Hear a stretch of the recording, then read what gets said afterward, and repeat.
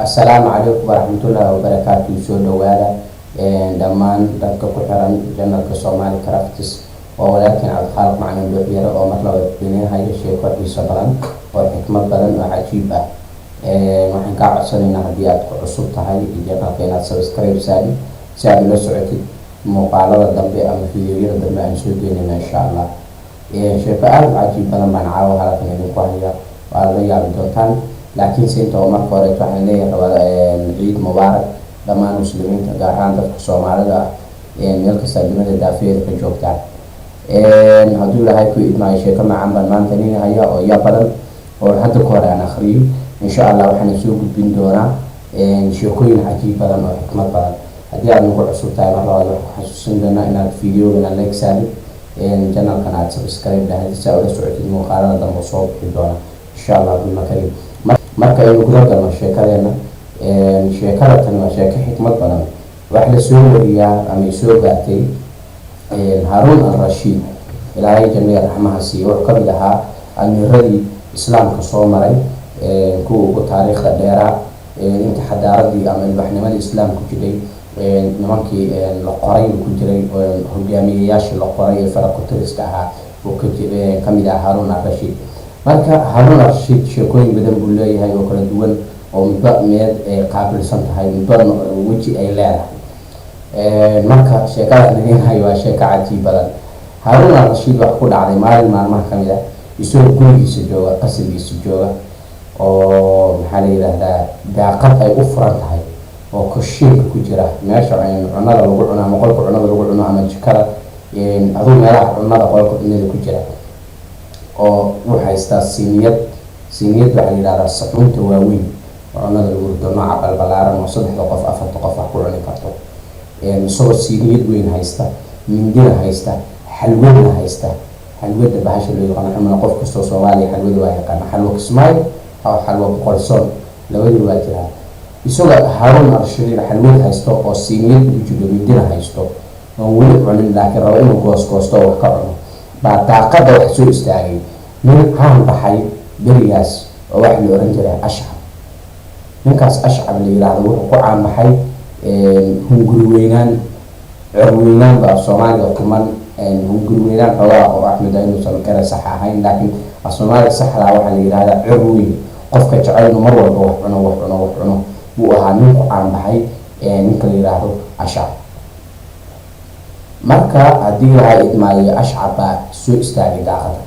Harun al-Rashid markuu Ashcab arkay daaqada ka arkay wuu yaqiinsaday yacni kan inuu Ashcab yahay wuxuu rabaa in wax la siiyo xalwada wax laga siiyo loo jaro ninkii aan mardeyn inuu ninku ahaa waa ogyahay. Harun al-Rashid mindii uu qaatay xalwadii uu jaray sak hal cad oo fiican buu jaray wuu siiyey. Ashcab wuu ka baqayaa Harun al-Rashid waa amiirkii mu'miniinta waa ninkii madaxweynaha waa ninkii adduunka islaamka dhan xukumayay ama adduunka dhan ka talinayay. marka marlabaad waana ka xishoonaya marlabaad ma dhihi karo waxa dhisiisa xoogaa igu dar laakiin suuxansan yihiin Ashcab wuxuu rabaa inuu cuno xalwadii marlabaad tookar kale in loo jaro cad kale in loo jaro ama qayb kale in loo jaro. Harun al-Rashid wuu ogyahay in kale rabay xalwada loo jaro laakiin ma soo marin kara afka. waa fikray maskaxda ku shaqeysay dadka baahan dadka dhiban mar walba yaa u siiya kaarto ay ku shaqeystaan ama kaarto ay ku xariiftaan. marka uu fikray Ashcab baa fikray si uu ku helo cad labaad ayay quraan ka mid ah uu akhriyay. dadka waxay ku dhamaan waxay dad quraan iyo axaadiista ay xifdisan yihiin. ayay quraan ka mid ah uu akhriyay waxay soo gaartay in aayadaasi ahayd aayadii ka hadlaysay Nabi Maxamed alayhi salaatu wasalaam iyo Abu Bakr Siddiq markii godka ku jireen ay cabsanayeen thaaniyatnayn idhuma fil qaar ayadii ay ku jirto yacni markii Nabi Maxamed iyo Abu Bakr ay laba ahaayeen ay godka ku jireen thaaniyatnayn idhuma fil qaar xilli ay ku jireen godka qaarsow buu akhriyay. marka Harun al-Rashid waa fahmay ninkan quraan uu akhriyay waxay si mooto dambi kuma jiri karo. marka Harun nin ilaahay xikmadiisu waa fahmay inuu ka mid karo in marlabaad loo jaro cadkii marka maadaama thaaniyasna yacni ay tahay halkii uu jiro siiyey. markuu siiyay Ashcab ma dhigay waxa uu ogyahay Ashcab dhankiina waxa iyo laba aysan waxba ka taray. marka sadana ayad kale quraan akhriyay waxay soo gaartay هنا آخر سورة ياسين آيات كجرتا نبض من الله فعسسنا بثالث وعن كحول جنة من صدحات آيات آخرين مركز فهمي مع فهمي هارون الرشيد إن كان رمى صدحات إن لو قدروا حلوته لو قدروا وقجر وسي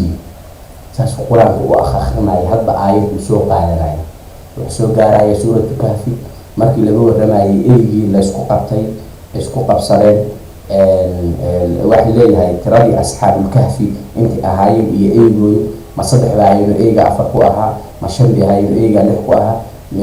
toddoba ahaayeen eega siddeed ku ahaa buu soo qaadanay sayxo markii nabi maxamed baa baa imaan soo leeyahay asxaabul kahfi ka waran markaas suuratul kahfi soo degaysa oo nabi maxamed looga waramayo marka ayadaas soo qaatay سيقولون ثلاثة رابعهم كلبهم ويقولون خمسة سادسهم كلبهم آيات اسكحيش إجيين إلا الحجارة نحن على ويقولون الليل سبعة ثامنهم كلبهم إيه تدرون هاي لأن يرى أصحاب الكهف يقول كشيء إيه نسع إلى سدرك أها إلا الحجارة وهارون الرشيد وأتشعر مكرت وصور عليها waxay ugu maqaala markuu toban oo kala soo gaaro waakhirnaayo ayad ka warramaysa xajka markuu qofku saddexna uu ku soomayo xajka todobana markuu u laabto ehelkiisa tilka 10 kaamilatun yani tilka 10 kaamilatun waa toban dhammaystiran waakhirnaayo ayada cadkii tobanaad loo jarayo ugu xamadu mar walba oo cad laga jaro way sii yaraanaysaa ilaa ay wax yar ka soo harto waxay soo gaartay سي أخر ورايو أشعب وقرآن كسي ورايو هارون وجرايو إلا وأخرنا يا أشعب وكسو جراي قصة النبي يوسف مكي النبي يوسف إن أبو وعن كل رياضي إني رأيت 11 كوكبا كنت دبا كل رياضي يقرأ يدي حيدر إلى يسجيان 11 مركو كنت سو جاري ما لو جاري مركا ساعات كنت بيبابو أي مركا أكي كنت لو جاي أكي لو يتون هذا سوها يقول هل أكي markaasuu isna akhriyay aayadii ugu dambeysay oo wuxuu yiri markii nabi muuse calayhi salaam uu ku dhufanayo badda usha fanfajarat min husnata 10 caynan badii waxay noqotay 12 wadooy yarat badii marka 12 waa aayadii 12 waa cadkii 12 xadiid ku go'do ku dhamaatay haduna rashiid oo cunin ashcaba ka wixii loo ku dhamaysta aayadda quraan ku qaat xaqiisa ku dhacsan markaas hal arsiid wixii ashcar min wanaagsan ma tahay xaafidul quraan markaas ay ku saaqay isaga yaqaan anigu waan ku siinahay xadiid waa ku jari lahaa mar walba ayad quraan akhrisid oo ku sugti oo ku si jari lahaa xadiida ilaa ay ka dhamaanayso ama ilaa inta quraan ka istaagay markaas anigu waa wadaha ilaa inta quraan akhriyo oo hadda aan ayad soo qaato ilaa ka gaaro markii laga waramaayay dagaalkii badar وسورة الملائكة ب3000 من الملائكة المنزلين يقولها لي سورة بتصدق كل الملائكة ما بعرف يصدق إلا ما يرجع يصدق كل أنواع وجه يعني ما بعرف مركب ردك وردد نوع عاصو يا هاي أنا جنو حاليا كنا ردد نوع عاصو كلا عينين نقولنا مرة بعد نقول لنا إذا جنا كورسو تاعي سبسكرايب ساعة فيديو جنا لايك ساعة بل عرفتي لنا كومنت نقول في حاجة نقصو كوردينيسي aad baad u mahadsantahay daawad waxaan jeclaanahay inaad sii share garaysid insha Allah waa soo badinaynaa sheekooyin noocan oo kale ah aad baan u soo badinaynaa si dadka maskaxdooda iyo caqligooda aan u kobcino oo dhisno dadka xoogay waxa akhriyay kuwa xoogay iskuulada tagtay oo xoogaa wax soo akhristo wax soo barbartay hadday dadka kala sii baraan kii farsamo yaqaan oo wax bartay xoogay bartay hadduu kii kala gacan qabto isqabto wixii noqon in ummad isu dhammaystiran oo sida dhaanta hadda Soomaali meesha taalo waa meel hoose sida si dhaanteena noqonahay مرة مصلحة بمحسنتين والسلام عليكم ورحمة الله وبركاته عيد مبارك تقبل الله منا ومنكم صالح الأعمال والسلام عليكم ورحمة الله وبركاته.